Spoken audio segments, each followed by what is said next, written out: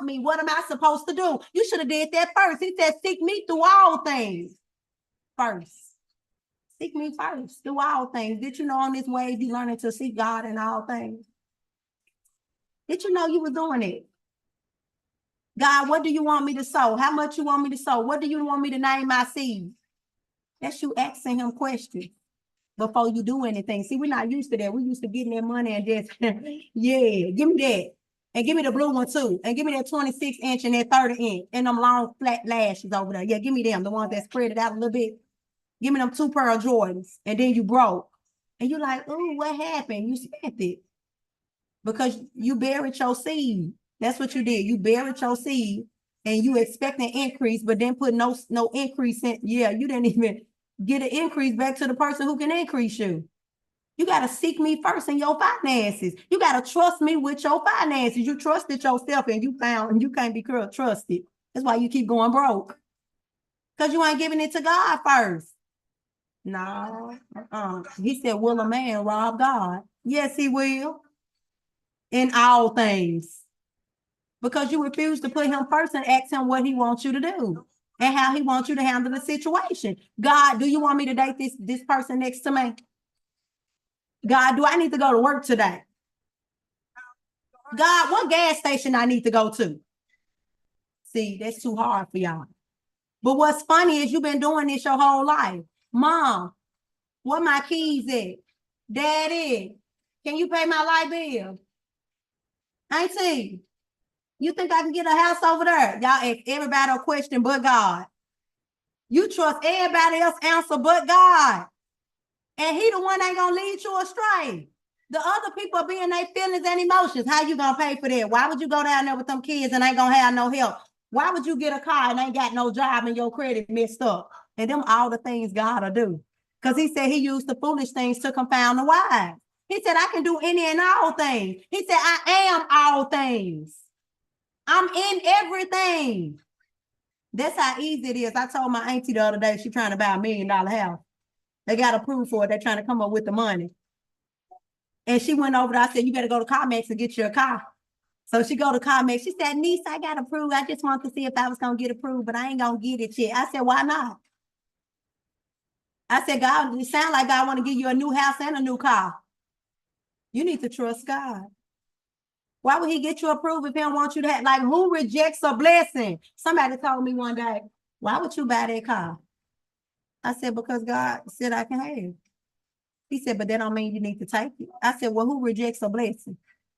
So you mean to tell me if God said, I'm going to give you this, I'm supposed to say, no, God, I don't want it. I don't think I can afford it. Are you serious? No wonder you working 12, 16 hours a day. And you have a master's degree. You have mastered being foolish. You silly. Y'all better watch these people with these degrees. These people have mastered working the system of man. They have gotten a degree and certificate from man, mastering their system. Yeah, they have mastered abiding by man's laws and rules and principles. And God said, I ain't create that. And got us around here thinking something wrong with us because our credit messed up. When the man didn't even create credit. He created numbers. How you get credit from numbers? Then got a banking system. Yeah, God said, that's okay. We're going to break all them systems. Yeah, it's called Jericho. It's the box. It's to keep you in a box. You ain't got no job. You can't get no house or no car. You on welfare for the rest of your life, so you always need the government. Section 8 food stamps, health insurance. Now listen, I get it, but I believe in God I ain't gonna need it no more. But that don't mean I ain't know nobody who's selling. Because they need some money too. For all the holier than thous. I'm gonna save it for somebody who need it. What? Them resources. I thought he was the source. If he the source, why do we got resource in front of it? So that means it's a part of God. He opened it up for us. Why would it have source in it? He the source. And he said resource. See, I'll make some holier than thou people, y'all. I went to get some utility assistance. Well, I thought I was getting some utility assistance, but God was trying to put me on a land and development seat for Democrats. He's so funny. I'm a Republican. But I go down there and these women are applying for rental assistance and stuff and utility assistance. And the lady, I was like, you ain't been getting such and such. And they was like, I was working. I was saving it for other people. I was like, what? I said, well, I get, and I was able to save a lot of money. Like, who the dumbest? I'm just saying, how you gonna save money if you're never put in a situation to not have to pay a bill? Make it make sense. If I don't have to pay this bill, that's extra. And these the people that really think they got their life together because they pay bills. They be like, I don't need that. It's for somebody else. Well, why you keep asking God for extra money and to be able to save money? Oh, you want to go do some overtime at work. You don't want easy life. But you want the people who sit at home and bless to feel bad about themselves because they're getting some resources that God created because man tried to count us out. What's funny is he'll send the resources to where his people is. Everybody don't even get it. Did y'all know some of these people still got utility and rental assistance going on since COVID? Not everybody no more, but some places do. And God got his people there. And he taking care of them with the resources. See, this is called the wealth of the wicked is laid up for the just. Yeah, them finances too. That's money paying your bills. It just ain't coming to you all the time. It's okay. See, you're going to miss it because you think God going to give you some overtime at work and that's the only way he could bring some money to you. You got to be open. You got to be like, God, however you want to do it. And some of y'all are saying and you still will be like, I don't want that. I don't need that. Let them have it. I pay my own bills. You know how foolish you sound? Just to be able to say you can pay your bills. I can afford this and I can afford that. Some of y'all do it because y'all just want some likes. You just want to be able to say, I got it. I can do this. That don't make you seem no type of way. That make you look foolish. Because who don't want extra money to save? How you think you're going to save money? You gotta not be able to pay no bill. Unless you getting it from somebody else and lying to them. Because I know some people that'll say they gotta pay rent and don't have to pay rent. But why lie? When you could literally be real. I got an auntie right now, y'all. I promise y'all. Oh yeah, I be talking about everybody. It's called testimony because if I don't share it with you, you will sabotage yourself. And you'll keep doing the same thing, bumping your head, not even knowing you sabotaging yourself. I gotta share these stuff. See, this the stuff y'all's afraid to share. Because somebody said, you putting them in my business, girl, be quiet. Somebody else needs to make the right decision because you keep making the wrong decision. Let me put you out there. I got an auntie that will stay with her youngest child just so she could take, pay all the bills for her. And she married. Pay her phone bill. The girl pay everything. Stressed, won't gain weight, work from sun up to sundown and fed it. And her mama just sit there and I'm staying with you. We gonna stay together. So my cousin used to have to pay the bills, right? With even when her husband was staying with them. So when I found out about it, they was complaining about her. And I was like, you can't be bringing no man up in here with them. And they married. She was like, cuz I'm paying the bills. I was like, well, what they doing here then? They need their own place. Ain't they married? Nobody shouldn't be in your house if they got a husband and a wife.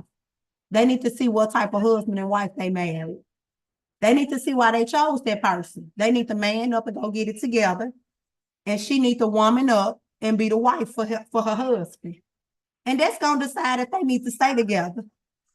What we're not going to do is sit in the house and lean on people to provide for us while stressing other people out while we sitting at home benefiting off their back. And ain't nothing wrong with us. So I would go tell them, I told my cousin, go get your own place. So I helped her get her own place. They were mad at me, y'all. They were mad at me for not letting them use their children. Make it make sense. It's some horrible mothers out here and fathers and stepmothers and fathers. Y'all horrible. This is a manipulation spirit. This is a using and a leeching spirit, because I don't want to take accountability and be grown. I'd rather you stay with me to help me pay these bills. Now, it's a time and place for everything. I can understand if you lost your job and you're trying to get back on your feet, but for you to be married and expecting your daughter, and then you sabotaged her relationship so she could move you in the house. Let me tell you about the witches in your family. I'm talking about y'all. The witches in y'all family who try to use and manipulate y'all, who try to get over on y'all. No, I got to keep it real with y'all. It's some people out here that will make you feel bad for not helping them, and it's your family. They got witch-like tendencies, or most on witches. Let me tell you what my daughter told me last night. She went out the door to get my dog a bone out the car, which I don't know why she did that. It was about 9 at night. And she let a dragonfly in the house. So all night she was throwing a shoe at a dragonfly instead of just hitting it or kind of pushing it back out the door. She was like, Mom, you are no help. I'm not going to sleep in here with you all because you're no help. And I was like, hold up, let me tell you about manipulation. What you're not going to do is make me feel bad because you went outside to get a bone for a dog at 9 o'clock and did a thing in her. And then try to make me feel bad because I don't want to help you get it out. That's called manipulation. And I didn't let it in, so figure it out. This ain't that. See, that was a spirit inside of her, thinking she was going to make me feel bad for something she did. And then you want to make me accountable for it. I ain't tell you to do that. How that's my fault? Well, that's between you and the dragonfly and your feelings. Because some of y'all will let y'all kids make y'all feel bad. Well, you want a good parent, you want a good mom, and you want a good dad. And I'll be like, amen. It sounds like you turned out good with me being so horrible. Y'all better quit letting these kids use y'all and manipulate y'all. You can only give them what you have. Who taught you? Who raised you? Who showed you this? You can't give them nothing that you didn't get taught, that nobody gave you. That's like, see, these manipulators, these are the people who come to God asking for something and then give it to them. Like he obligated to doing stuff for them that they ain't even supposed to have, because why would I trust you with that? Why would I give you something you're not worthy of? And we'll come and manipulate the person because you won't do what we want you to do. You won't babysit the kids. You never helped me. I had a pastor call me yesterday. Apostle, my daughter called me and tell my mama, y'all don't never help me. You always helping the other grandkids. I said, why does that have anything to do with her? She said, that's her mama manipulating her and making her feel like we ain't helping her. I said, ain't she grown? She better figure it out. Ain't she having sex? And she smoke weed? She said, and he said, she just, the $1,000 that she needed from me for her teeth, because she had a cleft lip. She had a cleft lip at birth. So I guess they fixed it and she's trying to get some veneers. So she needed $1,000. Now he was like, I'll help you get it. I'll pay the bill every month. But it was the manipulation of, like, I owe you something and you grown. You should have brought this up when you was a child. But for you to think I'm obligated to doing anything for you, and you having sex and got a car and a job, and you just went on Facebook and gave your mama $1,000, the same $1,000 you asking me for, you better get your priorities together and quit letting your mama manipulate you. This what these mamas do. They'll take from you and plant a seed that your daddy don't do nothing for you. Call your grandma, she helped the other grandkids, and now you over here looking foolish on the phone with somebody when the person you just gave some money to won't even help you, and that's the person supposed to be helping you. How you willing to give them $1,000, but they can't give you $1,000? Make it make sense. See, this is why y'all think y'all can pimp God. You want to go so and tied over here to the wrong person or help your mama and your dad, and you know God ain't in there, one of them, and you want to go tell God to give you a car. That don't even make sense. How you do whatever you want to do with your money and then get mad at God because he won't open a door for you when you've been robbing him the whole time? That's that manipulation spirit. That's you being a user. That's you trying to leech off people. Go leech off them people you help. Go see if you need to help them again. All you got to do is go ask them to help you. I promise you, you won't even want to help them no more because you're going to see they don't want to help you. Why you helping people that don't help you? Why you speaking life on people who sitting up here tearing you down every day? How can you expect to reap a benefit from that? That's you sowing into dead soil. If you know that person negative, don't walk with God. Everything they do, they cursing. They just speak all type of just darnish things. Why would you expect to get something good back from them? That's why you think you're supposed to give God nothing and he going to give you everything. Because you expect it. But have you gotten a turnout from that? What have you reaped from doing it? You got to try something different. That's why it's personal, because whatever ain't been working, it's time to stop doing it. It's time to stop self-inflicting yourself. Stop sabotaging yourself. I know you want a relationship with your mama and daddy so bad. I got women around me right now that got their mama staying with them. Ain't nothing wrong with them. She need her own place. And then God trying to send you a husband. And you want the woman, your mama more than you want your husband. And your mama is the one sabotage. Like your mama get benefits and everything, but you stressing working 2 jobs to pay all the bills. And won't let your mama pay nothing. And she abandoned you at birth. Y'all be wanting too much attention from the wrong people. Y'all be wanting to hold on to people that just make a fool out of y'all. And you have been lost the man or the woman that God done sent to you to bless you. How you push away the blessing to hold on to somebody that don't even love you? No, make it make sense. I got to share this stuff with you because people don't think like this. And y'all sitting around people right now that tear you down, that won't help you, never supported you, and you'll give them your last and expect God to bless you. Oh, I've been helping my mom. Oh, yeah, I was helping them. They got sick. Let me tell you how sickness, illness, and disease come. It comes from disobedience. You could not write a book and that can come up on you. You could not start a ministry and that can come up on you. You could never open your mouth and speak truth when you know somebody doing something wrong and that sickness, illness, and disease could come up on you. So when people come and be like, I want you to pray for me, I be like, go obey God. Because everything is intentional. When you do the opposite of what God is telling you to do, that's disobedience. You open the door for the enemy to come in to start sickness, illness, and disease, to sabotage your house, to allow you and your kids to go at it. You the cause of it. You in your own way. This is personal today. This day 1 of the 4th wave. This between you and God. Y'all grown people with these grown kids in y'all house. God said, train them up in a way that they should go. They shall not depart. I'm seeing that a lot of y'all feel some type of way because you did not prepare them for life. You got to trust God with them kids. It's time for them to get out your house. God want to give them a spouse, and he want to give you one. And if you already got one, he trying to renew your relationship, restore it, because it's so broken with them grown kids in there. Don't no man want to be taking care of grown kids. They already had to take care of babies and teenagers. Get them grown things up out the house. They smelling stronger than you between the tail. Somebody, I need some pads. Baby, you better get a job.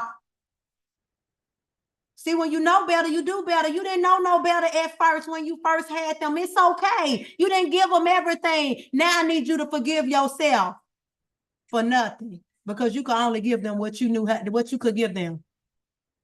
You ain't even got to forgive yourself. That's your mind playing tricks on you. That's them kids manipulating the situation so you could do what they want you to do. No, I could only give you what I could give you. That's all I had. Nobody taught me. Why was you expecting me to do better?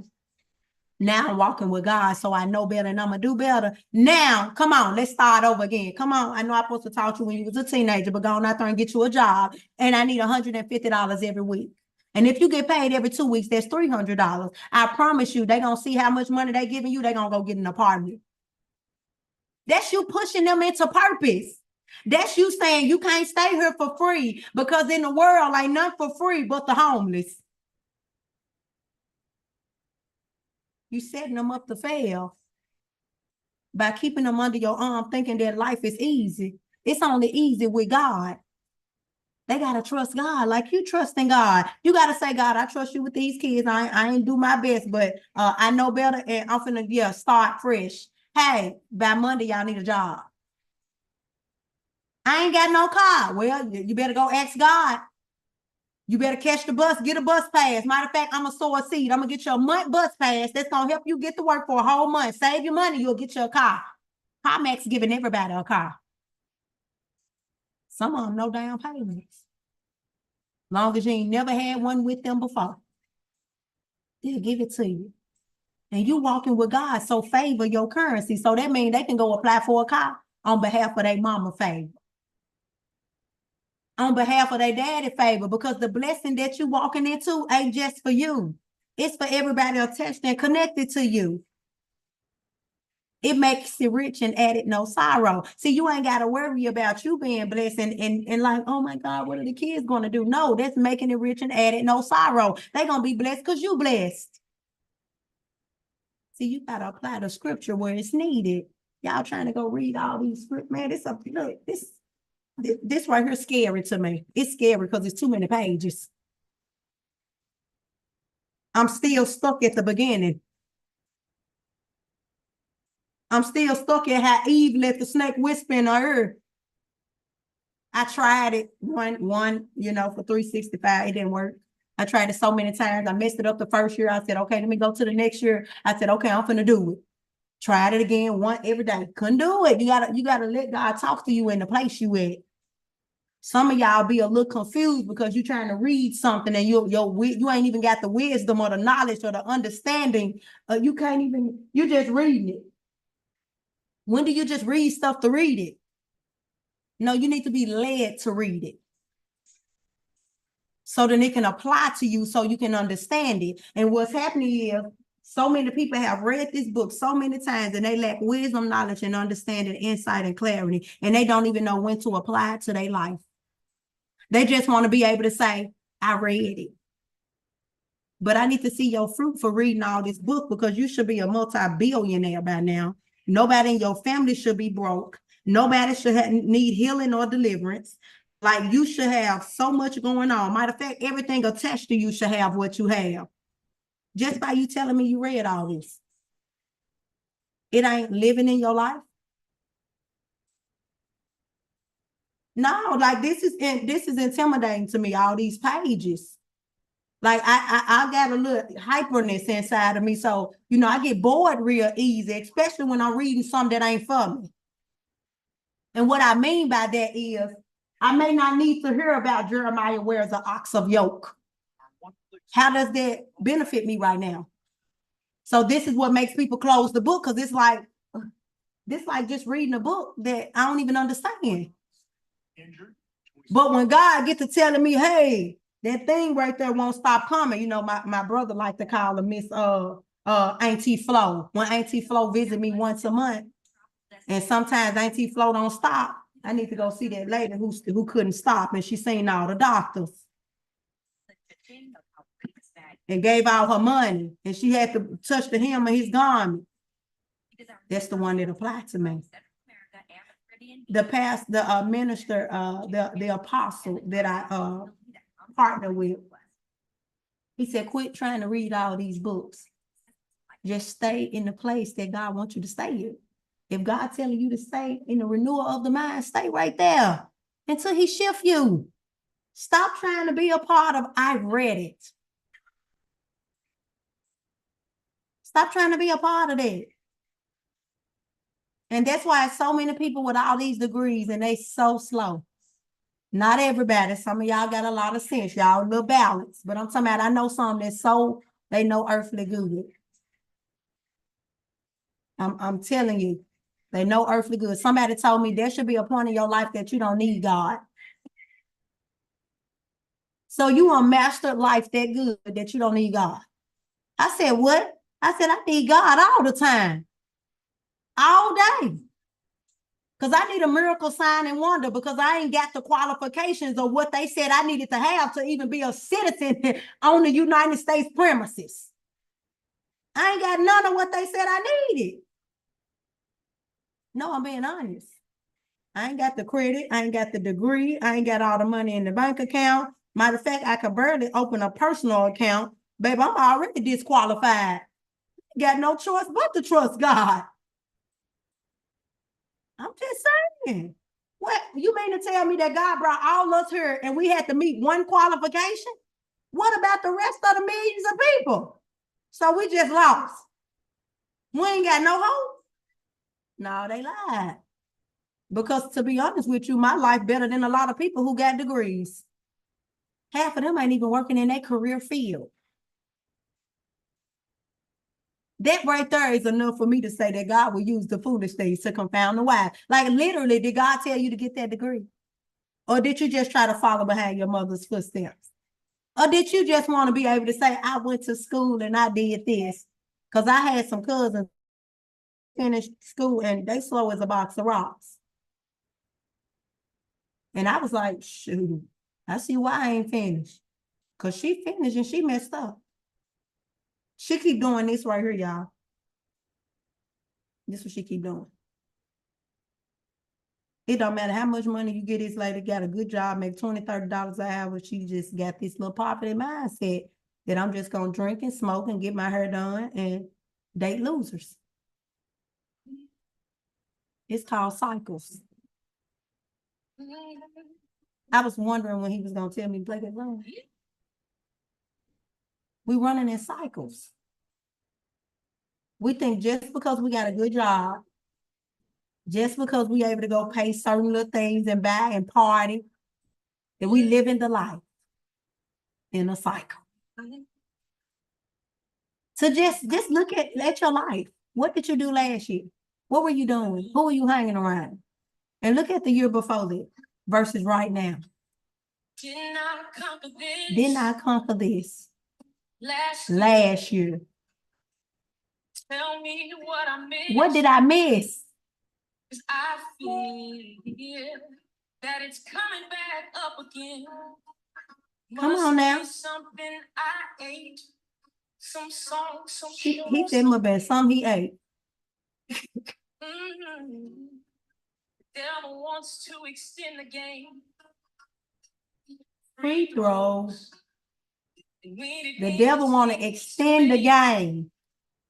He want to make you walk in cycles 5 more years. A free throw. And you helping them. I go on Facebook and I see my cousin sit on there, y'all. She did Texas this year. And I was like, oh my God. She done Texas. I was like, okay, God, you working out. Baby, she got that little money, baby. She back on there drinking and partying. I said, she just got some money to do more of what she was doing, to gamble. He said, this how he keep you in cycles. Some of y'all don't need no more money. Cycle.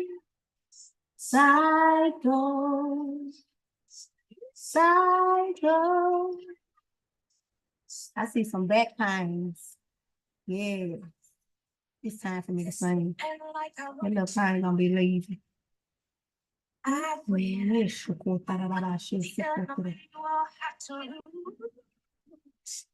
Again. I'm a different fighter now.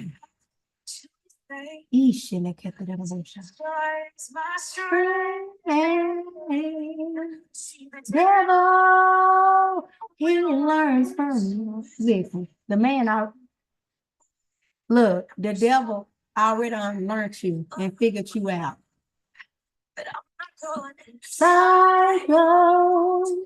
He just waiting on you to give up, throw in the towel. He just waiting on you to say this is too hard, so you can run back to your vomit, so you can go back to the thing you know was not hard, that you know was too hard. Y'all could try something new with God and say it's hard and run back to the hard life. That's a cycle. That's the enemy sitting right there waiting on you to come back because he know you're going to give up, you're going to throw in the towel, that you really don't want to change, that it's easy to stay the same. This why the men leave the new person and go back to the old person, the old baby mama, because they already know how they act. This too hard. Dealing with a new person, trying to figure them out and trying to pay all these. Let me go back over here with the lady with the Section 8. Look, I was married to a guy that did that, child.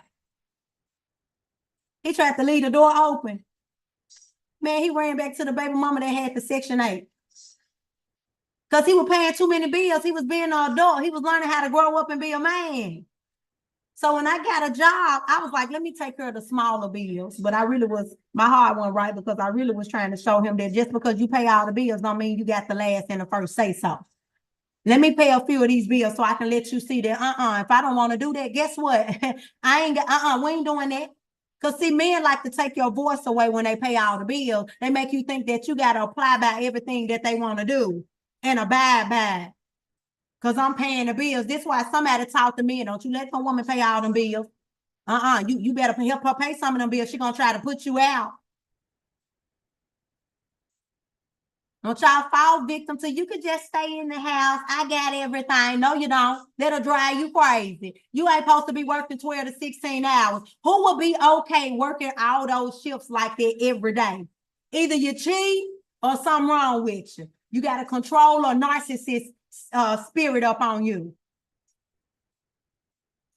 And you will be sitting there like, I ain't got to work. I can just clean the house up and cook the food and be ready for him to come lay in me.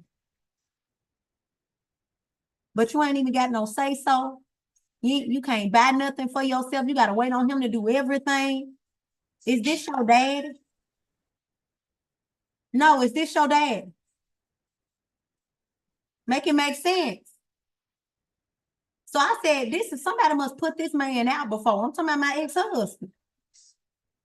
Man, that man was paying all them bills every time he got a check. The whole everything was gone. I was like, okay, let me go get a job so I can pay the smaller bills because we are helpmates, helpmeets, whatever you want to say. We helpers. It is not for you to sit in the house and not make your own money. I don't care if you want, well, even if you're doing ministry for God. Even now, you can make money doing ministry for God. You can go on all these platforms doing whatever it is because there's some people out here that need what you know how to do. Some of y'all know how to pray. Some of y'all know how to uplift and encourage, and people can sow seeds into you. That's a way for you to make an income. If somebody need what you know how to do. Somebody looking for Bible study and you know how to do Bible study. Somebody looking for a prayer room and you got a prayer room. Somebody looking for you. Why would you think God would sit you in the house to be broke? You got to have faith. You got to step out and do that thing you're afraid to do because you're scared to be called a pastor. This is where your income going to come in is. Remember the Proverbs 31 woman. She made money from her house. She had vegetable fields and stuff. She did business over the phone. And my heart's broken. She did ministry over the phone. And yes, so why you sitting in the house broke?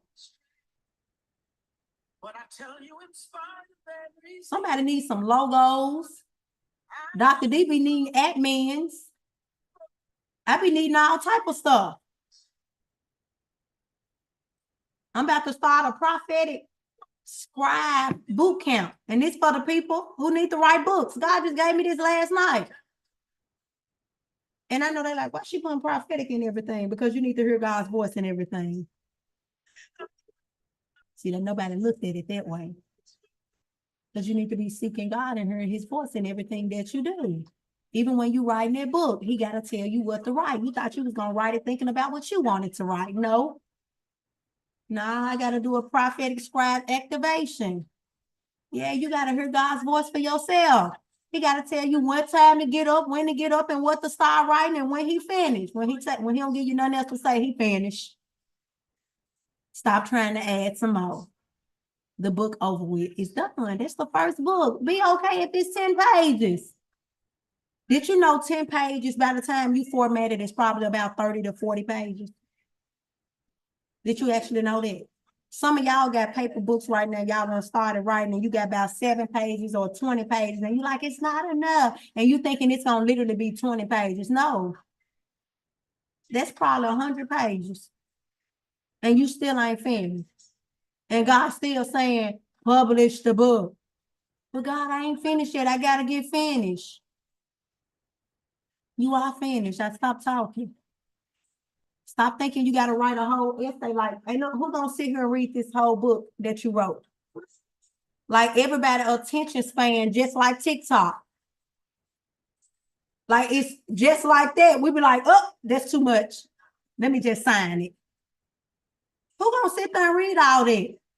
That's why God got so many people on here teaching, because he know the brains in half our head. The attention span very short. So why would he set us up to fail? Well, let me bring the word to you. Let me put some people on some platforms, and the people who already read the book front to back, they can just come quote them. You can catch them. He said be hearers. He didn't say be readers. He said be hearers of the word. You could just hear somebody quote scriptures and go apply it to your life. That man ain't told you to go do that. He said write it down and make it plain. Now, I don't know if it said in that scripture, but I ain't heard it say read nowhere. I ain't saying you ain't supposed to read, but the man said be a hearer. That means you could just hear it. If it sounds like truth, it's truth. If you ain't got to ask no question, baby, it's the truth. I done had a lot of people lie to me. And I be like, well, what's going to happen if this happens? Well, when did that do that? Well, why would it such and such? See, you missing some stuff. You lying or you leaving some stuff out. Why you not telling me the whole truth? I can't even trust you. You tell me the bare minimum. You can't even be real with me. You got limitations on what you can trust me with. So why should I trust you when you can only tell me a little bit? You don't want to hurt me. The lie hurt. I gotta share this, y'all. Okay, Holy Spirit. He said, go back to the marriage. So listen, I'm with the guy. I get the little job and I'm paying all the small bills, y'all. I'm paying all the little bills like the cable bill, the light bill. All he had to worry about was the rent. And I'm like, okay, if he could worry about the rent and I could pay the other little small bills, he'll have some money left over. Like, who want to work and be broke? That's why a lot of these men leave y'all. Because they be like, I had more money when I went with her. I had more money when I was sleeping with everybody. When I was seeing all these different people. And I ate good. And all I had to do was take them out every now and then. Shoot, I'd rather keep doing that. Some people don't want to grow up. So I get the job and he come home one day and he said, you paying all the bills. You don't need me no more. I don't need you. I'm trying to help you. So you want to stress yourself out like you about to have an aneurysm. I see your vein pop out every time you come home. You like smoking a cigarette. I'm like, God, you gotta get this man away from me because I'm about to be in the mental hospital trying to keep him together. The man left because he said I was trying to pay all the bills. And then he tried to keep the door open. So he would call me every day at work and he picked the kids up, picked me up from work and took me home. He ain't have to. He just did it. He was playing a game. So he wanted to leave the door open and he telling me he's staying with an uncle that I ain't never met. But he at the baby mama house that stay on Section 8. Not the other two that pay rent. The one that don't pay rent. So he could save his money. And then he gonna come back. Who do this? Who do that? And it's the man that make me that make the wives feel like the baby mama more important than the wife. He was like, he felt like because he had a baby with her, he was stuck with her. I said, no, sir, you better go flip your pillow around, change your mattress, get a topper or something. You ain't got to accept that. You better go to court and get you some joint custody. Y'all better quit dealing with these men that put you last. And they think them baby mamas and stuff come before you. No, sir. No, you got rights too. Let's go on down here and get some joint custody.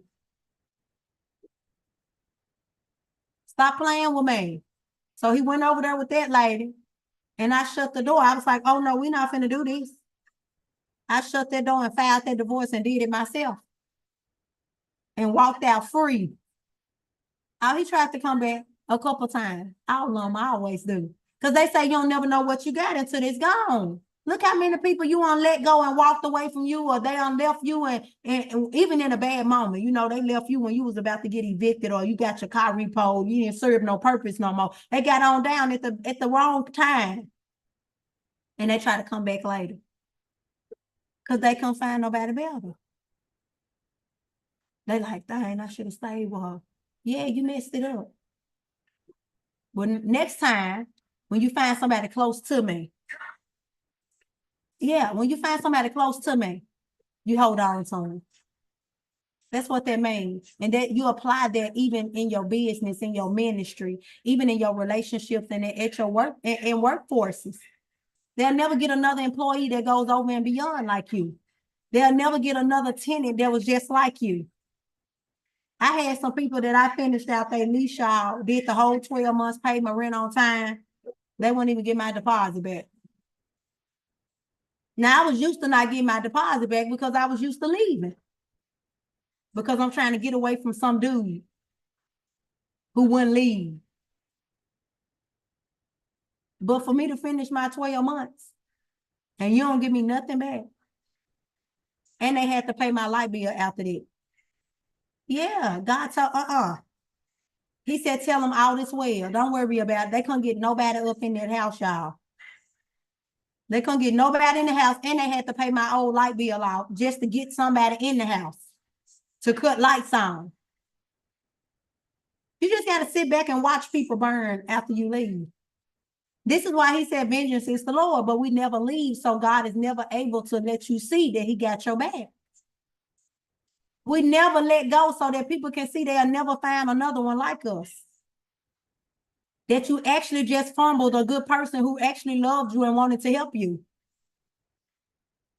We never get to that place. Because people ain't got eyes to see and ears to hear. And plus, we got a lot of people around here who've never had love before. Hold on, y'all. I got a shift.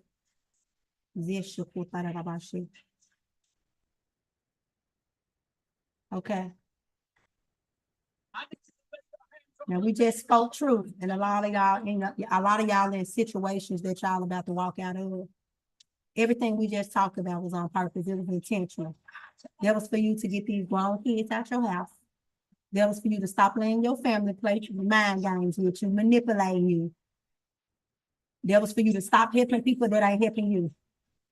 That you can't even call and say you need this and that, but you always giving to them. God was addressing some issues because now it's time to separate the wheat from the chair, because this is personal, the blessing that God has for you. Remember, nothing changes on the way. We continue to do it as we continue to shift to different ways. All we keep doing is what worked the last way, and we just keep applying it. If God adds to us, we got to keep doing the things that work. Having faith, stepping out on faith, going where he wants us to go, doing what he wants us to do. Healing and delivering ourselves, taking accountability when we're wrong. Remember, there's deliverance on each level that you go on. If God was to take everything at once, you'll be empty. You'll be out here talking to yourself. Don't know if you're coming or going.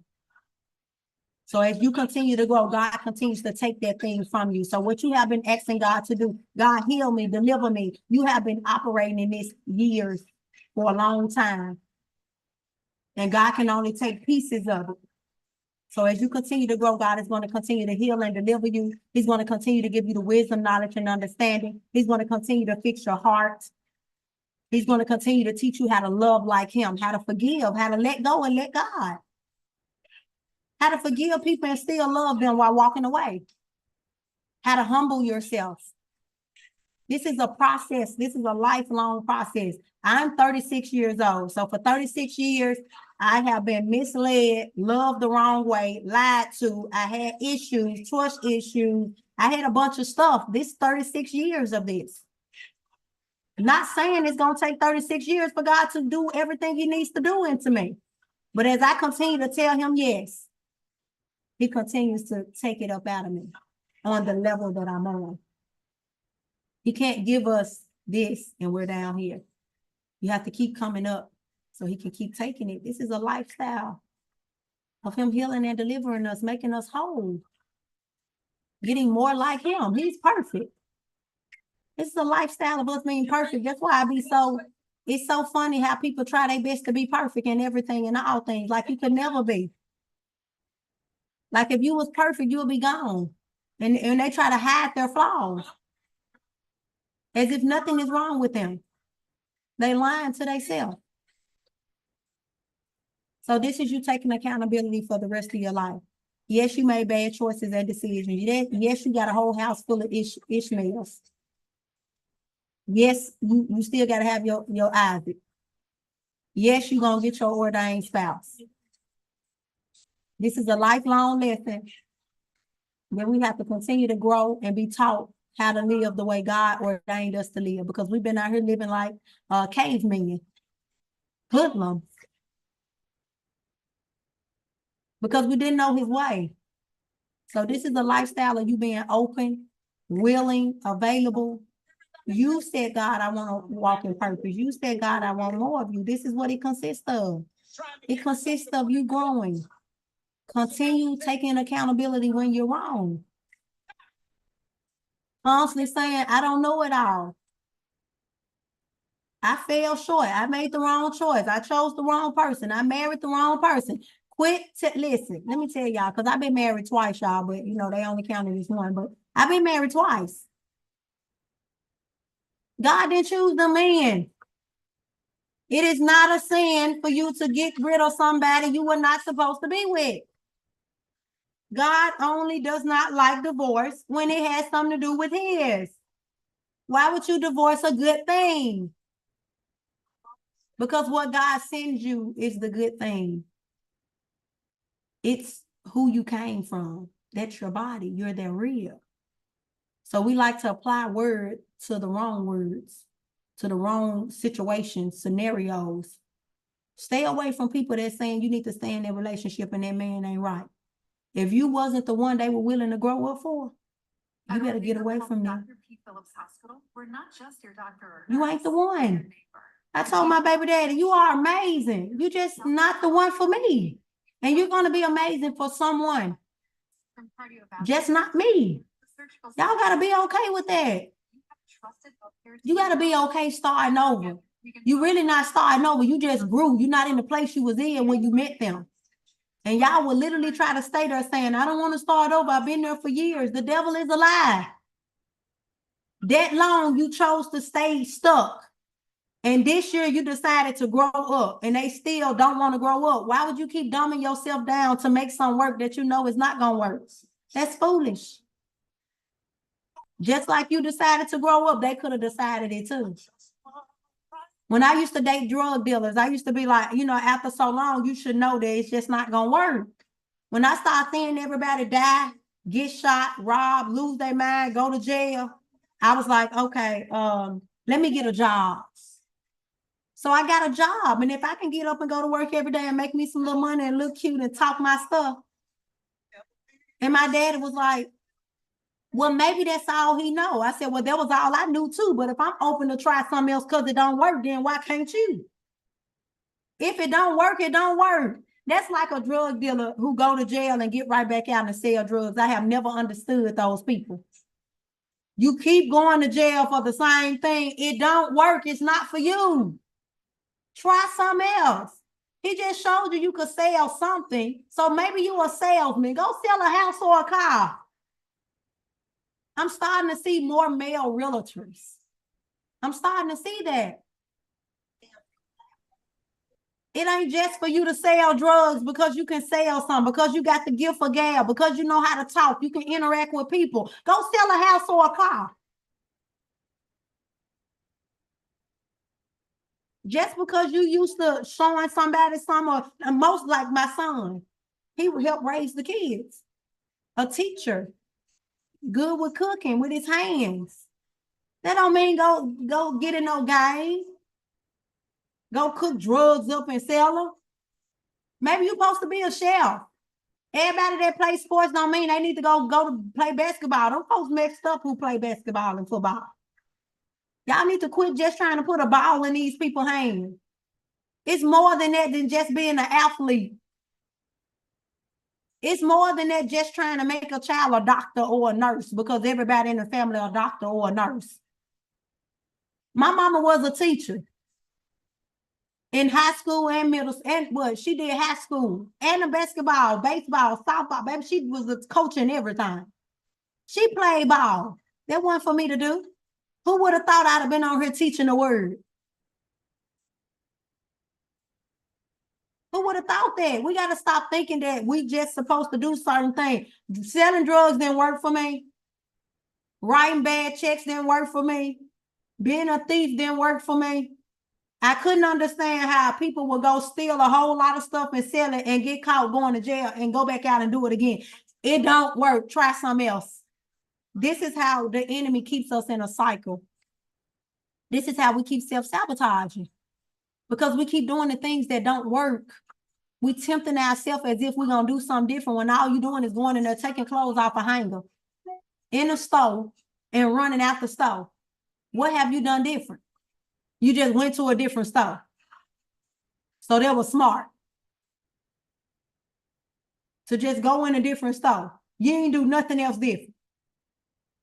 Make it make sense. So I had to realize that I had to stop dating certain type of men, but I was only dating who I was. I was out here stealing and being a thief and selling drugs and killing people and writing scripts. And man, listen, I was doing everything. That was going to either take me to jail. I was going to be dead. I had been robbed before. Man, that wasn't my life. Baby, God been keeping a fool for a long time. I had been foolish, not on purpose. This is what I saw my family doing. I was raised by fools. That they were scamming on taxes, doing credit card, messing up your credit, writing bad checks, stealing, selling drugs, prostituting, pimping. I was raised by fools. I was destined to be a fool. But God had other plans. And all I had to do was see that. Dang, look at my auntie there. They kids doing the same thing they doing. Somebody got to step back and just look. What is everybody doing? And now the kids doing it. Ain't nobody did nothing different. Ain't nobody went to school. Now they smoking with their kids. They drinking with their kids. They partying with their kids. They selling drugs to their kids. It's crucial when a mama will kill their own child.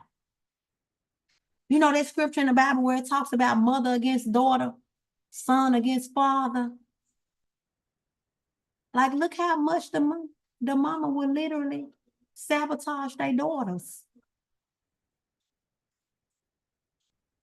I got aunties that would turn a trick with their daughter just to make some money. They taught them how to do this. I got an uncle who has like 20-some kids, y'all. All of them whores and pimps. The girls whores. They sell their vagina. All the men sell drugs and pimp women. All of them. It's a curse. That's a generational curse. Like they'll finish high school. One went to college, but when you go to Miami, stop sending y'all kids to Miami if God ain't told them to go. Baby, they coming back pimps and whores. I had a cousin went down there on a basketball scholarship. He came back a pimp. He lost the scholarship. He came back on powder, pimping. At the door, listening to the woman screw the trick. Who do that? Who listen to the whore do that? Because you're sleeping with her. And now you in your feelings and you love a whore. But she pimping her body up to make you money. Make it make sense. We know these people, y'all. These are the people that raised us. I'm talking about, I'm telling you, and he a deacon at the church and a pimp. Still having babies, making people have abortions. You better not tell him with his Jerry curl. He still got that Jerry curl, baby. Don't play with him. You can't make this up. All they mamas was whores. And the daughters whore. Like you can't, that's a generational curse. That's what you call a generational curse. Just look at your life. Look at the people around you. What are they doing? I had to tell the girls the other day who was doing my nails, I said, y'all from here? Why hadn't y'all left? They young, they in here doing nails. Why y'all ain't in school? And everybody said family. Family holding you back from soaring. Why would you go down there? You can get a job and make some money. Why would you go down there and get that debt? Because you didn't do it. That's the only reason why God opened that door for my son, because he was breaking a generational curse. I got a GED. I'm not a college scholar. So he opened that door for my son. God is going to do the very thing you could not do through your children. This is how he gets the glory. How did she get a daughter or a son that did that and she didn't do it? God. But when you could sit back and say, don't nobody go to school, everybody smoking and drinking, everybody a pimp or a whore, all they do is play cards, and yeah, it's fun and games until it becomes a lifestyle of everybody being hindered and blocked and delayed. And we live this life just happy to have fun. Oh, I just want to have fun. I'm just living my life. Oh, let's go to the club. Oh, let's make some mixed drinks. That's all we got to do for the rest of our life. Nobody's thinking about owning a house, building one from the ground, starting a business, wanting to be a multimillionaire, writing a book. Nobody wants to be a realtor. Nobody wants to own property, land, or do real estate. At least be a truck driver. Has anybody been a truck driver? You ride around. I told my baby dad, I said, you ride around the city all day, doing nothing, looking pretty. Go drive trucks. At least you'll make some money. I said, at least you can pay your child support and your bills and still have money left over. I mean, if you're going to do it, let it serve purpose for you. You riding around, chilling, getting high. Why would I let my son come over there? When God started when y'all start walking with God, you held accountable for what you do with his children. Stop letting people go over y'all folks' house just because they daddy, grandma, auntie, cousin, uncles. If they're not living to part, all you're doing is giving them access to that type of life. All you're doing is opening them up to say, oh, this is okay to do. Because my mama know that they do it and she keeps sending me over here. I got some be like, oh, but the daddy, such and such. Okay, he just tried to kill you. Why would you trust him to keep your child? That's like, when you date a guy or a girl and you send your baby over there and you and the person always into it.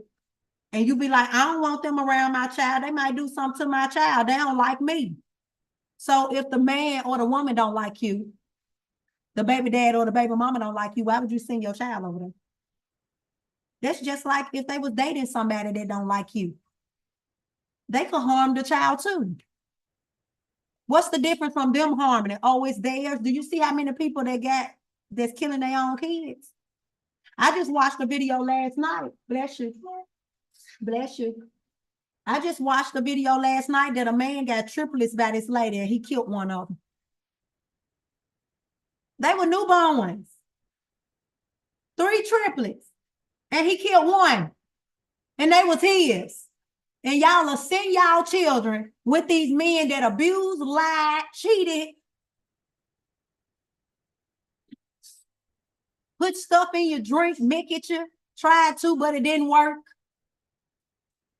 Put stuff in your weed, tried to, but it didn't work.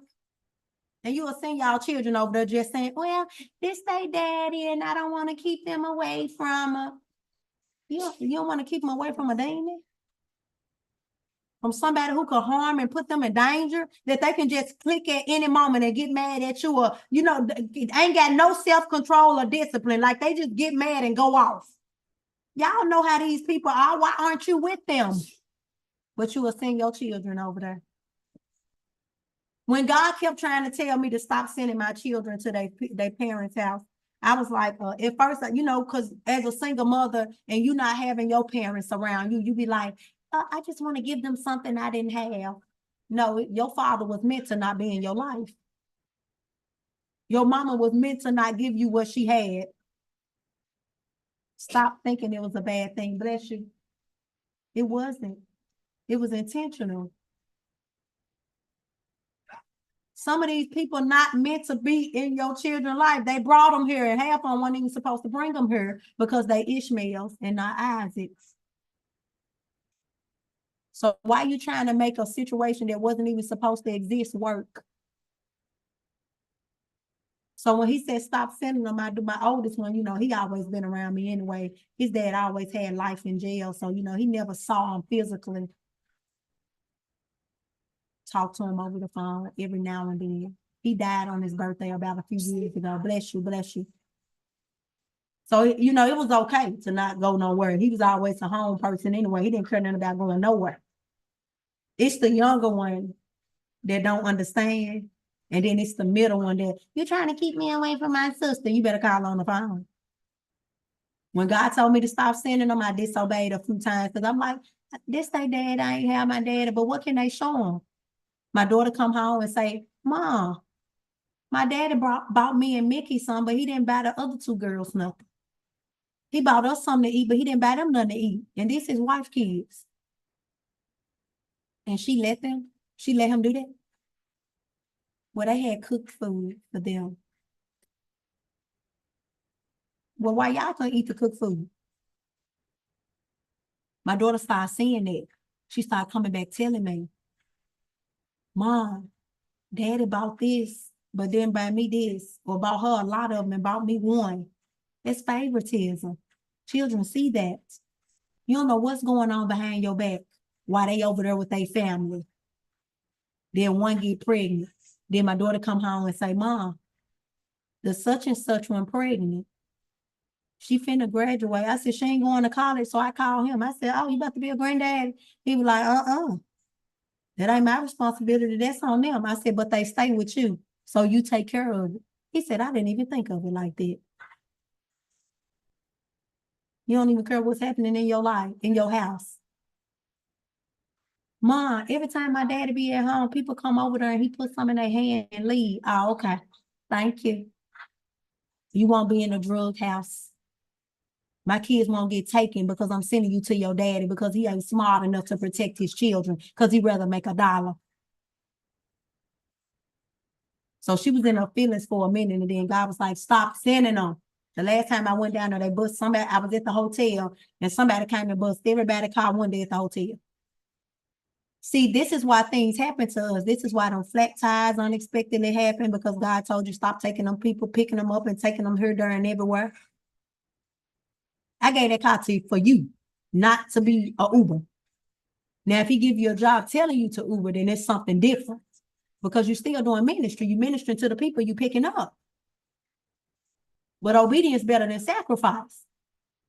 You out here hauling everybody around like you a taxi driver because you got a car that God just blessed you with. You ain't not asked God one time, do I need to do this? Because this your car, you gave it to me. You just around here being Uber after praying, asking for the car.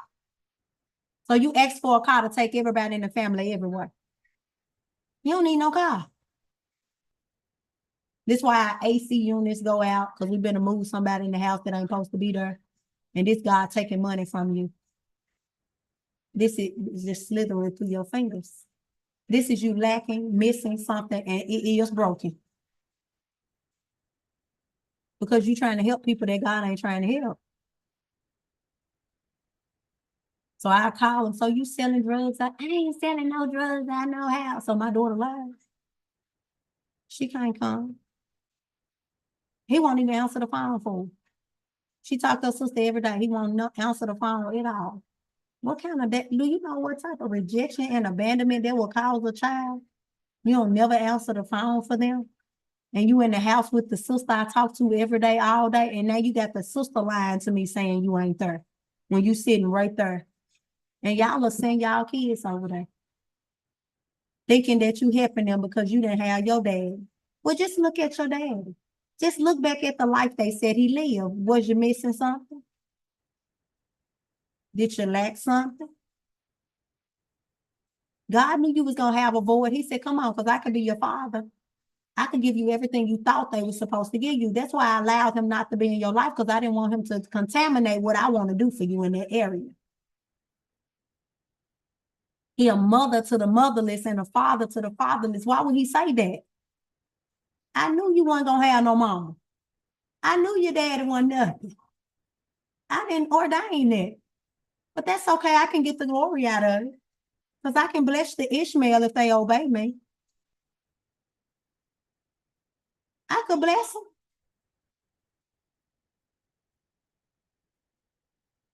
Even though I didn't design them to be here, I didn't destine them to be here, I still can get the glory out there. Like, I need your obedience. So I stopped sending them down there.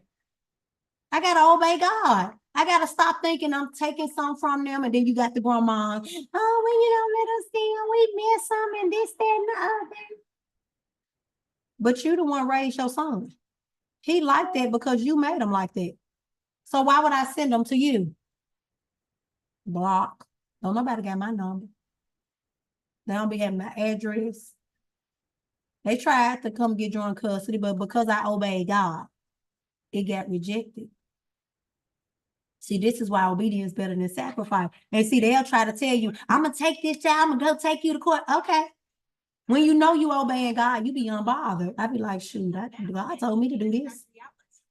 I ain't choose to do this. You know how much I want to be free and not have to worry about a 5-year-old all day? All day. Baby, I want to send them. But God said I can't. Because he got need for them. And the stuff that y'all got, y'all going to put the wrong stuff inside of them. So why would I send you? Why? This is basically what God is saying. Why would you put my children in a situation to need healing and deliverance when they don't have to need healing and deliverance because they already whole? You already teaching them the way. You don't trust that you at your perfect place right now to teach them and train them up in the way that they should go? You ain't doing nothing of what you used to do. You don't think that you could literally give them or raise them by yourself right now until God starts sending the rest of the family. Literally. I be on the phone with some of y'all, the kids, hey, auntie. God is going to send you the family that the children need. This is why he said it takes a village. That's for you to be open. But you got to realize that the village comes from God. It's not the village that you think it is. What could they give them? Some of them like some other than the others because they got curly hair and they light skin. Some of them babysit some and not the other ones. They'll keep them with no problem, but you literally got to pay them to keep the other grandkids. It's favoritism. The kids see it. You just worried about having fun. You just want to go out and shake a tail feather. You want to go on a date. You want to be seen. You want some attention. And God, like, why would you send my kids to get put in the same situation your mama put you in? Your mama didn't have to take you over your auntie house or your uncle house or your granddaddy who was feeling on you, molesting you. They didn't have to do that. They could have sat at home with their kids. And they chose not to. They wanted to have fun. And God is saying, why are you sending your kids over there when you're in the house? And you can teach them the way. You can show them how to pray together. You can teach them how to ask God. Because y'all want to break generational curses. How do you break them if you have not been taught that way? How do you expect to train them up in a way if you are not being taught? He trying to weigh them. How can y'all expect him to do something different in your life if you're not willing to change and shift? You got to be okay when you're the only one hearing God. I had to be okay knowing that God told me don't send my kids back there. I had to be okay. And it hurted a little bit because that was just me wanting to people please, wanting to make everybody else happy, wanting to give them what they wanted when nobody never wanted to give me what I was asking for, which was some help. Oh, they want the kids, but they don't want to help you with the kids. They don't want to help financially. They don't want to do nothing. Hey, I tell him one day, hey, he about to start baseball. I said, can you get the shoes, the bat? Couldn't even get it. And it wasn't that he couldn't pay for it. He didn't want to. So why am I always giving you, but you're not trying to give me? God said give so you can receive. If I'm giving you what you want sometime, why don't you try to help me sometime? Why am I always giving you everything you want? Why am I people pleasing you? Why am I always trying to see a smile on your face and not mine? I need some help.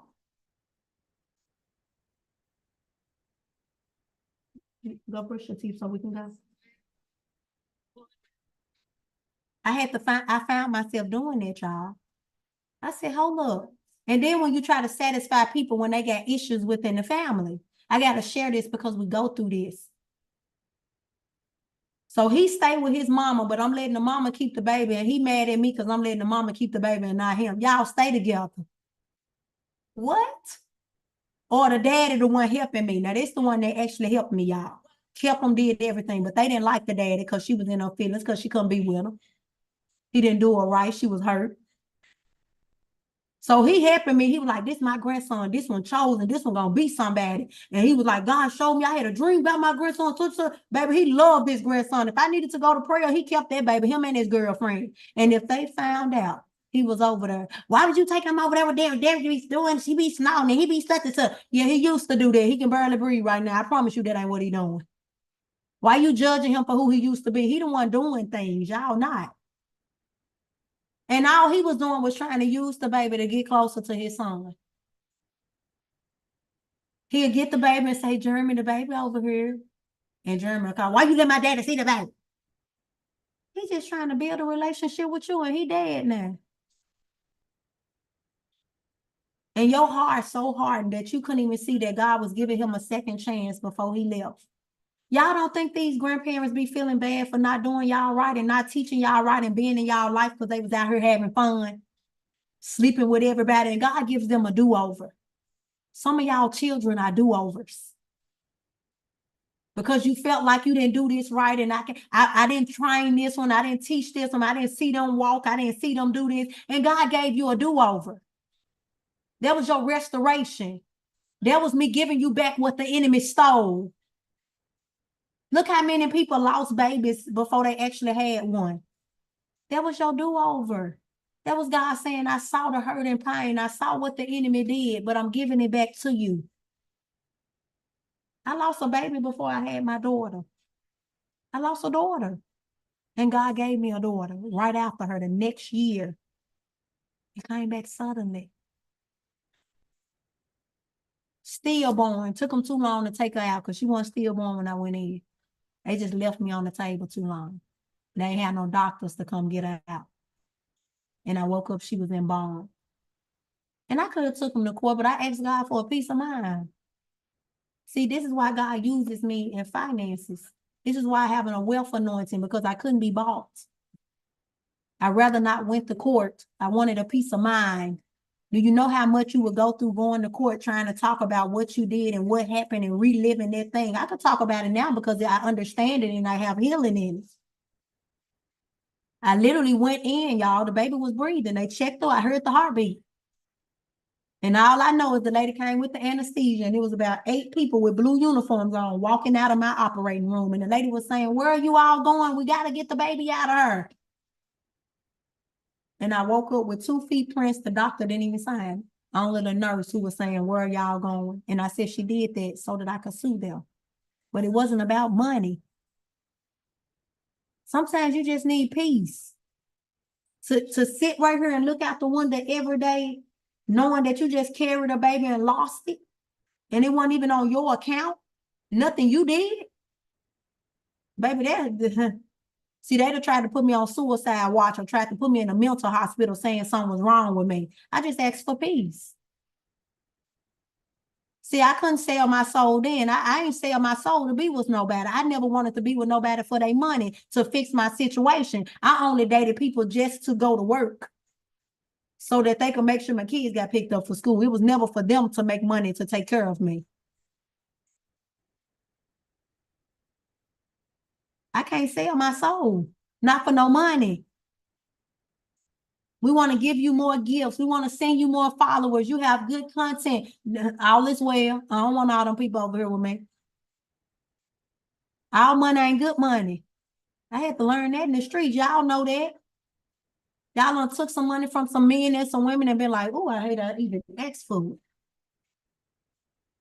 If I knew you were going to say and do all this, baby, I wouldn't have got. Matter of fact, let me give back to you and some to make sure you don't even never call my phone. So when you tell this story, make sure you let them know I gave you extra.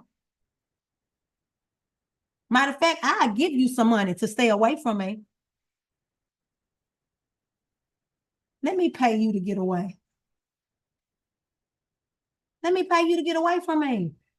No, seriously. Sometimes you gotta just pay a person because you know they ain't gonna pay you back anyway, and they gonna be like, I owe her, I can't call her. Yeah, let's keep it like that. I owe them and know I can't get nothing from them until I pay them back. Make me the last resort.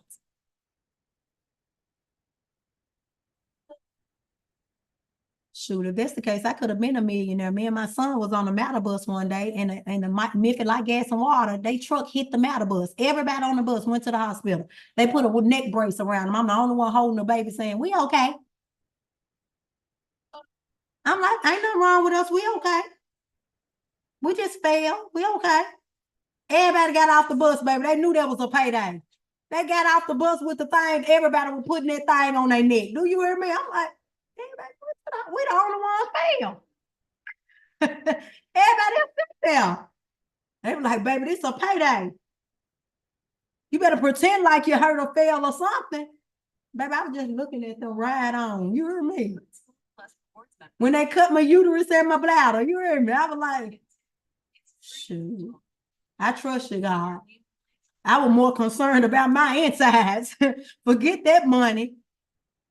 That money can't buy me a new uterus or bladder. God been knew I wasn't gonna go. He been knew the money wasn't gonna do it. That's why I be telling folks, baby, if I was depend on you to ride this wave, and if it was about your money, I promise you, this wave would have been over on the first one. Because people can't be trusted. Because they don't trust God. I had to learn to trust God outside of what people do, because people have a choice to obey God. They have a choice to do what they know works. We have a choice to be free. We have a choice. That's why today is personal. This is the first day of the wave, y'all. It's the fourth wave. And that's why God keep adding another wave to me, because he trusts me. I promise y'all, I ain't got tens and twenties of thousands of dollars. Do you hear me? But God keep trusting me, and I keep trusting him. And it's kind of funny that I keep trusting him on these ways, and he just keep giving us stuff. And we ain't even got the money they said we needed to have. We ain't even got the credit. I'm so proud of you, Grace. You unpacked up that sister, baby. Y'all on left. Dr. D, I'm in Texas. When I got to Florida, God was sending everybody to Florida, right? Like they was coming from everywhere. Louisiana, they were coming from everywhere. I was meeting everybody that was coming from somewhere, just making it to Florida the same time I made it. Everybody was like, oh, I just got here 4 months ago. I'm like, me too. Oh, I'm walking with God. I'm trusting God. Me too. I'm here with just me and my 4, 5, 6 kids. Me too. I was like, okay, God, you sending everybody to Florida? That's because God doing some stuff. It's not a coincidence that a lot of y'all going to Texas right now. It's a setup. It ain't a coincidence that a lot of us in Georgia. He going to get the root. He going to save some people before they shift, before they sabotage, before they kill, steal, and destroy themselves. And he's sending you, and it's depending on what you open up your mouth and say. Are you going to look at your situation? Some of y'all don't need a house, because if you had a house right now, you wouldn't even be able to get up and go out and go minister. Let's just be honest. This is a traveling ministry. Have you ever heard anybody, they travel and they do ministry? Some of them go cross country. It's what you're doing, baby. When you understand that it's ministry, that it's about saving souls, you stop looking at your situation. You stop realizing that you living in a car or sleeping in a hotel or going from one place to another. God gonna use every person, place, or thing to obey God concerning you. All he wants to do is see if you're gonna trust him while he's trusting you to do what he's telling you to do. This is why obedience is better than sacrifice. Don't pay attention to the left and the right. Don't pay attention to you ain't got no food, you ain't got this, and you ain't got that. If God wanted you to do that, he would have gave it to you. Maybe you need to fast. Maybe he's saying, I ain't sent no gas money because you need to stay right here another day or two. Maybe he's saying, I didn't give you money for the hotel because I need you to go to another hotel. Don't go to these new places getting stuck, getting comfortable, saying, oh, let's just sit right here. This one was nice. No, it was a reason and a season. Make sure you sharing your testimony wherever you go. I don't care where I be at, y'all. I be like, listen, God led me here. He told me my spouse was here. My ministry started here. I just moved from Florida. I'm originally from Memphis. I picked up 3 kids and went to Florida, and God blew my mind. I just be talking to people, y'all, because you don't know what they need to hear. And some of y'all will let that mute spirit and y'all will be like, and you'll be hearing yourself saying what you need to say, and you won't even open your mouth. And that's the Holy Spirit talking through you. And he telling you to open your mouth so he can say it. Y'all be keeping the Holy Spirit quiet. Have you ever been standing next to a person that wanted to ask a question or wanted to say something, but you just was hearing it in your head? You've been hearing the Holy Spirit talk to you the whole time. And you have not given him permission to have his way. That's like you putting a muzzle on him. Because you want to open your mouth and say it. Because you're like, why would I ask that? Why would I say that? Not by your might and power. This ain't for you to understand. This for you to let him do what he want to do, because it's something that you need to say that they need to hear. Don't look at what you telling them. They just want to get them comfortable to say, this person just walked up to me and started telling them my whole life for nothing. And just keep talking. And by the time you get to that point, they're going to be like, oh my God, I needed to hear that. And now they are really shifted, because at first they thought you was crazy just walking up telling them your life story. And it was a setup to make them comfortable so they can receive what they needed to receive, because now you know a little bit about me. I'm not just all in your business. Now you're building a relationship. This is you being in relationship with people. Somebody told you to stop telling your business. Well, how's somebody supposed to connect with you if they don't know about you? Who sit up and tell somebody, like, don't you feel uncomfortable just telling somebody something and they don't reply back or say nothing back? You be like, well, wow, I was just trying to start a conversation. That's what we've been doing when people tell us, quit putting people in your business. Quit telling people what you want been through. That's your testimony. This is how God gets the glory. Stop being ashamed of what you've been through. Somebody else been through that. I promise you, somebody done been molested, raped, somebody been a drug addict, or alcoholic. They need to know that you came out and they can too, because they want to do it. They just think it's too hard. They don't have the self-control and discipline, but to sit right here and say that, oh my God, I met a lady today. She had been smoking and drinking and she was doing this and that and she unstopped. She walking with God. Oh, it's hope for me. One step at a time, one day at a time. You don't have to go to one of those little AA meetings to stop. You could literally do that at home. Miss Willantha will tell you in a minute, I got to stop smoking these cigarettes, Dr. D. I spend $10 a day. I said, I'm going to get that $10 to you a day. She tried it a few times, y'all. She started sewing it on the wave. All you got to do is, instead of smoking 5 cigarettes, try to manage 4. This is you learning self-control and discipline. This is you saying, I'm no longer letting this cigarette control me. I'm finna take control of the cigarettes. I'm going to smoke you when I want to, not when I feel the urge of you wanting to be smoked. Because that cigarette will give you an urge. You'll start feeling like, oh, I'm getting that little taste in my mouth. I need a cigarette. No, you don't. Go drink some acid or something. Chew some bubble gum. Take your control back. How you giving a thing more power over yourself? And you the one got to fire it up and inhale it. You don't even see you got more control over it, but you let it have more control. I remember when I used to eat ice, I used to eat shaved ice all day. And one day I was just like, I spent too much money. I was spending like almost $200 a month off shaved ice from the donut shop. Didn't buy donuts, bought the shaved ice. And I came all day. That morning, that afternoon, that evening, before they closed, I want 3, 4 of them at a time. And one day I went to work and I just was like, I'm gonna stop eating this ice. The devil is a lie, because God was talking to me about addiction. How can you ask me to take your mama off drugs when you on drugs? You addicted to ice. You an addict. I said, oh, I didn't look at it that way. I said, I do be having to have it. I be craving it. So I said at work that day when he told me that. And I was like, okay, I ain't getting no ice today. And it was like my brain heard it. Some heard it. When I got out of work, I didn't get that ice, y'all. It was like my brain knew how long it took me to get from work to get the ice. My head hurted so bad. I was like, oh my God. So this is the pain when people don't get their stuff, how they feel. And it's probably worse depending on the drug. So I went and got me some ice. So every day I slacked up on getting it. And then one day I was like, I ain't getting no ice. And I went on down there and went home. And I ain't getting no ice, y'all.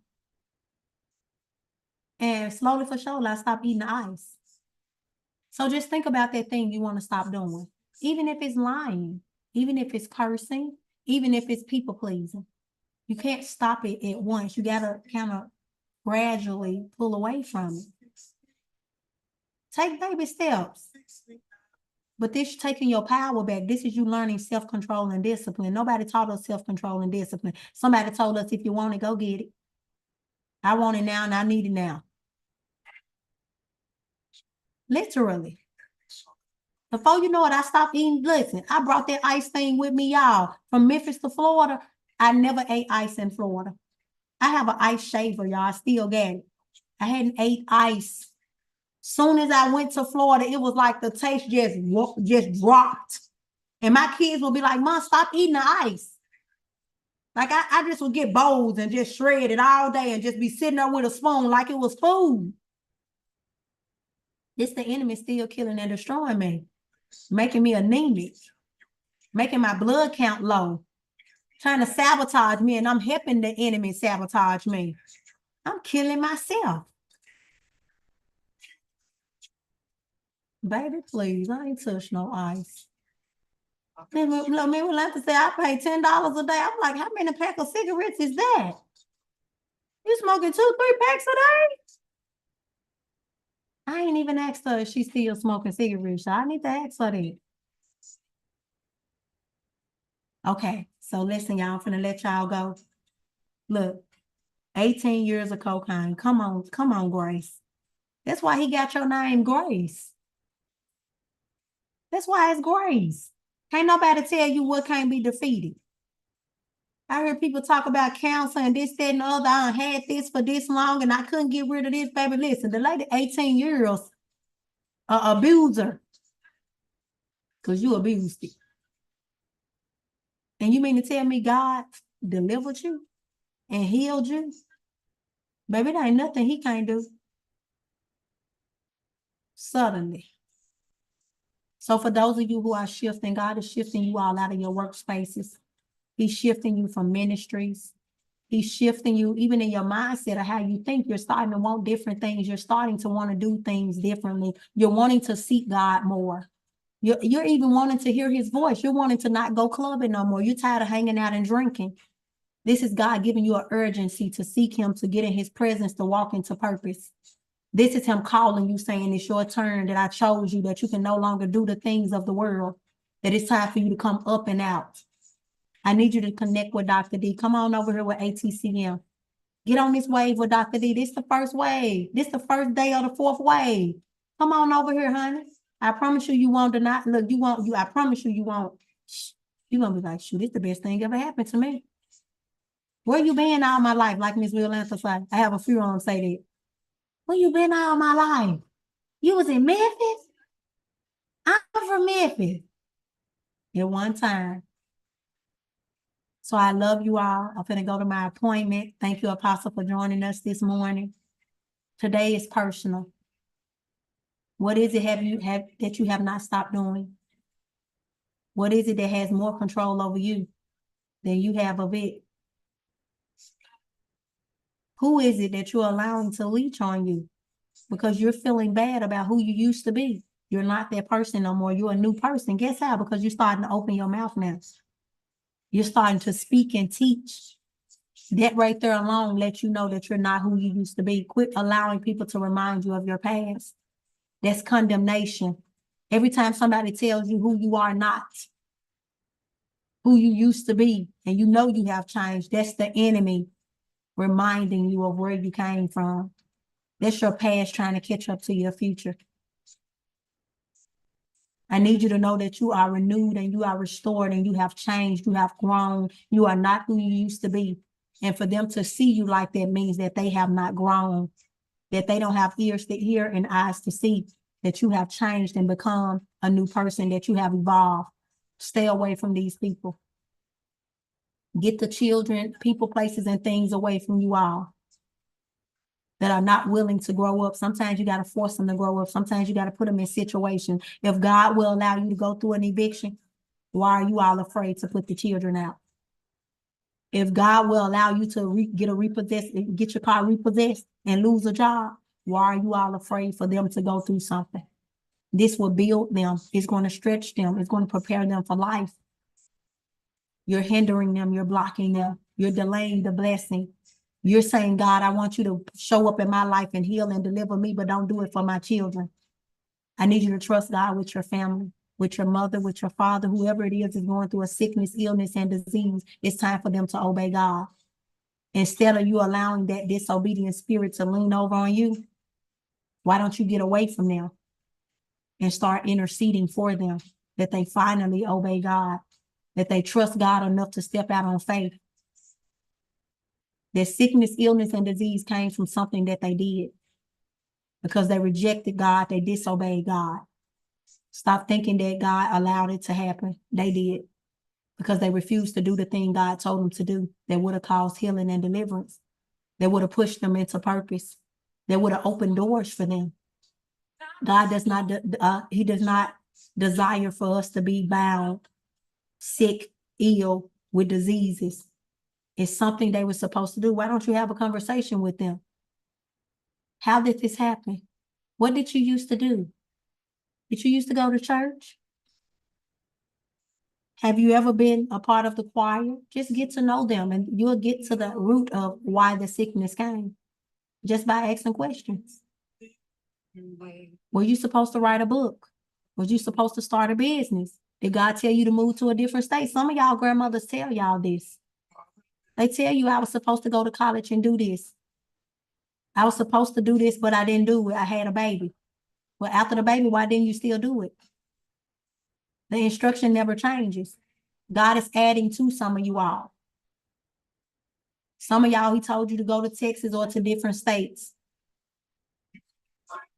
And you're like, God, what do you want me to do? And he's telling you one thing at a time. This is you trusting him to lead and guide you. It's going to shift. He's going to start giving you 2 instructions. I just had a daughter that did this and she kind of fumbled the ball. She did a live and she was like, God telling me to go to Kansas, y'all. I know I'm finna go to Kansas. Now, at first she had to wait for God to tell her where to go. Now he's telling her to go to Kansas way before it's time to go and telling her to stay for 17 days. 1 and 7 is 8. That's a new beginning. Now you just have to stay everywhere for 7 days. That was the completion. Now he's letting you rewrite your story with a new beginning. So go to Kansas for 17 days. And then she do another live because she ain't been coming in the room. She don't know what's going on.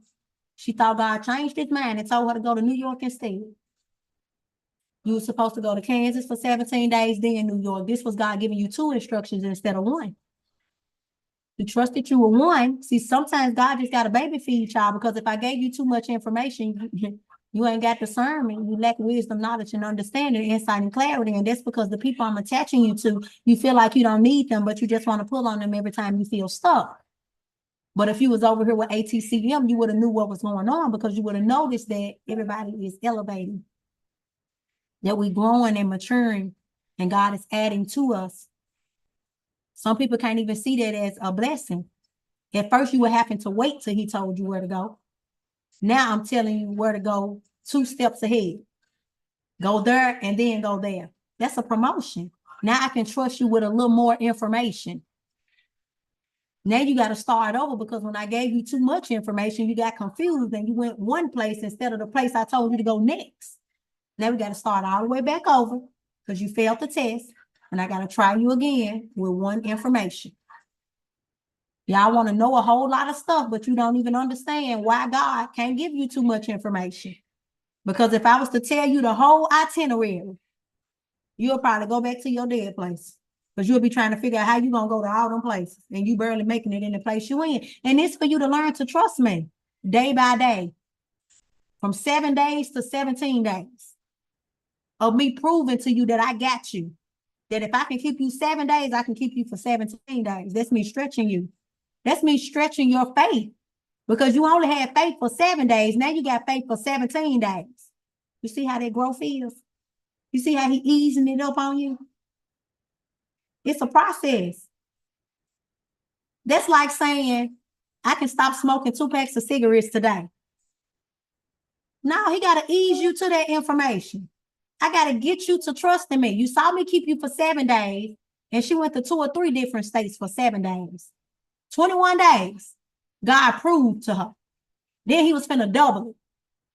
So it went from 21 and it was finna go to 42 because he had already told her go to Kansas and then New York. So it was about to double. But she fell short. Now God has to reroute her. That don't mean I'm gonna go back. That means I gotta prepare a way for you ahead of time because you came too early. You weren't meant to be there right now.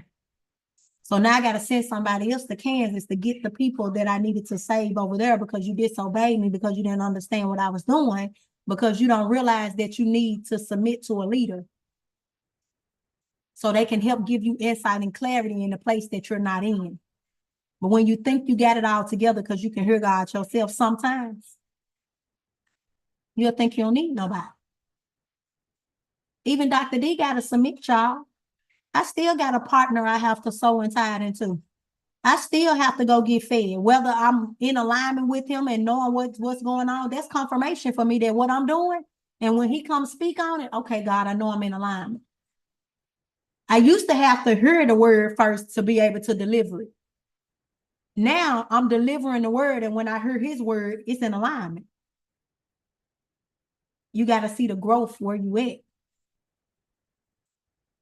So I want y'all to trust God. Because this is going to be easy for us who trust God and don't take out. Look, all you need to be doing is ministering, sharing your testimony. Don't try to look for no job. Don't go looking for no man. Don't go looking for no woman. You doing kingdom business. You are assigned to some people there to minister to them, to heal them, to deliver them, to help them. And once you are done meeting all your people, you're going to the next place. It's going to look good. You're going to want to stay in some places, but that ain't the place. This ain't time to be comfortable. You've been comfortable too long. It's time to go. God said he trusts you to go out now, to go out and minister. I sent you to the house to minister to the family. Remember, I told you, God has to heal and deliver the family first. I have to send you to the people in the house to get them in order. They have a choice to receive from you or not. But I need you to do what I'm telling you to do in the house. This is why a lot of y'all was sent back to y'all families. So they can see the new you. But to also change too. They had a choice to. Now that you passed your test, now I can trust you to go out to the world to minister to them. So don't look at this as a hindrance or a blockage or a curse. God is saying now I can trust you to go out to the world to preach the gospel because you did it with your family. Everything God does starts in the house. If your house ain't in order, he can't even trust you to go out there. You just doing some stuff just to do it. That's why I was trying to figure out why they ain't been left TD Jakes, because when the man daughter stole the lady baby, that was enough for me. How was he still having service and he was helping this girl steal somebody's baby? That was out of order. And you out here supposed to be teaching other people's household how to get together? And you are not? I could have sworn it's a song say sweep around your own front door before you sweep around somebody else. You teaching me to save my soul when your daughter's soul messed up and her husband gay. He need healing and deliverance. Thank you, Holy Spirit. Thank you for going that route. Yesterday, Willantha sent me she sent me a thing and said, I just ran across this and I'm going to let this go. This was a pastor in Baltimore. He just came out to his church that he's gay. And a lot of people are saying, I'm not going to speak on this. Let me tell y'all something, because I got a son right now who battling with this. And I wish he'll choose God, because you all are held accountable for what you do when you know right from wrong. This is how people die early, for playing with God and thinking they can stay in the mess that they in. Most of the people that say they know God and they living wrong, and y'all see that they living wrong and they claim to know God, they don't know God. Because if they actually knew him, if they knew wrong from right, I promise you, they would not still be here doing the same thing. They fools. That's why they still here. Or they children, they refusing to grow up. So when I read it, I said, okay, let me go read it, because I need to see what's happening. So he's trying to make Black churches come out. So he's trying to make it okay for Black people who are in ministry to come out openly to say they're gay. Now, I want you to understand that this is a setup from God, because God will put you in a place the way you are. And as you begin to teach and learn the righteous way, I promise you, it's going to cut. That sword going to cut. And then you're going to start seeing the things that you used to think and what you thought. This is how God gets healing and deliverance out of you. This is how you're going to switch from being gay to coming straight. So it's a setup, but he's going to draw the people in that's just like him. That's what I'm talking about, a church for gay people. They're going to run up in there, y'all. But it's a setup, because he's going to come in talking about and making it okay to be that way. But it is supposed to shift. And depending on what he do, and this is him gonna have to drop, this his pride gonna have to fall there and admit he been wrong to all these people that he been making okay that is right. See, this is what that Pastor Keon was supposed to do. He was supposed to be okay saying, I made a mistake. I shouldn't have did that. Apologizing to her openly. But instead, he tried to make it wrong. God is setting this man up openly before the world. This is God.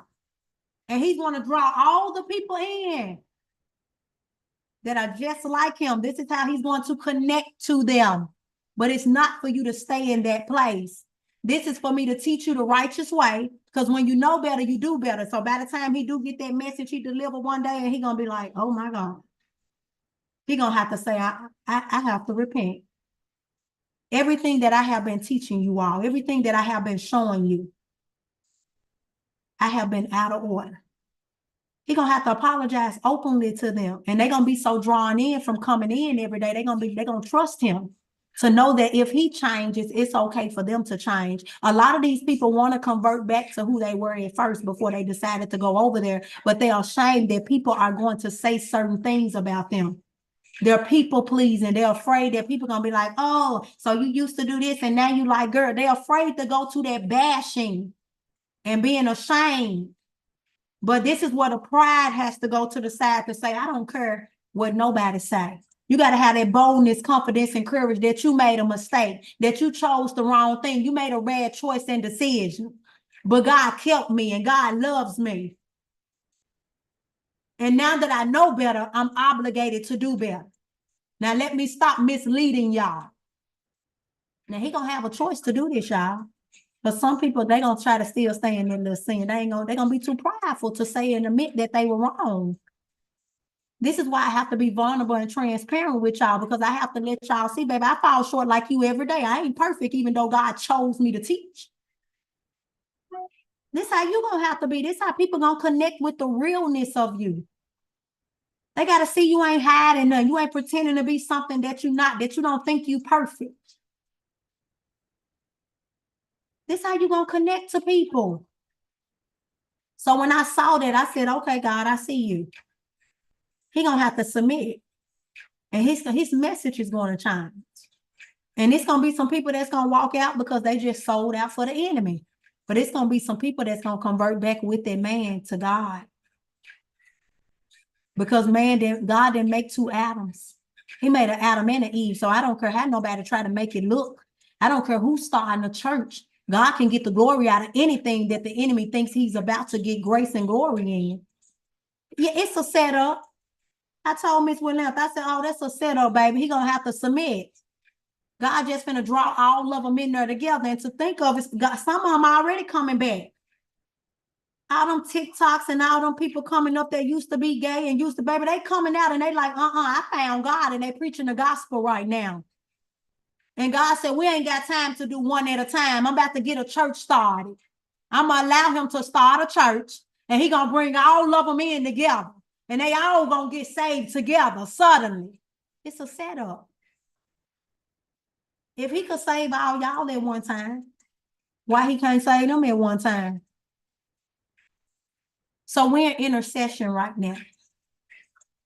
And these are the things we intercede for: to break pride, to not care about what people think about us. That people-pleasing spirit has to leave. Being ashamed to do what God is calling us to do, to speak truth. We got to kill that spirit of being ashamed, to convert back over to the right way, to do what's right, because somebody's seen us doing it wrong. You used to do something wrong and you doing it right. That's the same thing. They just chose to lay with the wrong thing.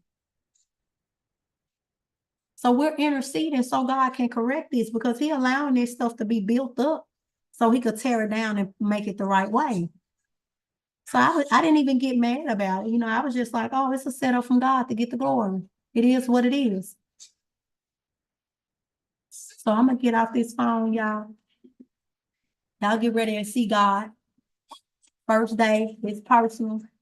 This is about you and God and what you're trying to do and where you want God to take you. Who want to fight? Hey, ain't nothing like this, y'all. We going out on this, talking about. I've tried all the love before. This love that I'm talking about, this a real love. We finna go, y'all. I had to play this song, Leaving Us Out. This God's real love, accepting us in the place that we are. Never had anything as good as God. Do you hear me? I'm sold out. I don't know about y'all, baby. He could take me through the hell, a tornado, a storm, a hurricane. I could walk in the ocean. I know he got me. I'm gonna start swimming. Okay. I love you. Have an amazing day. I'll see you soon. Let's talk Tuesday tomorrow. I'll see you all tomorrow. Bye.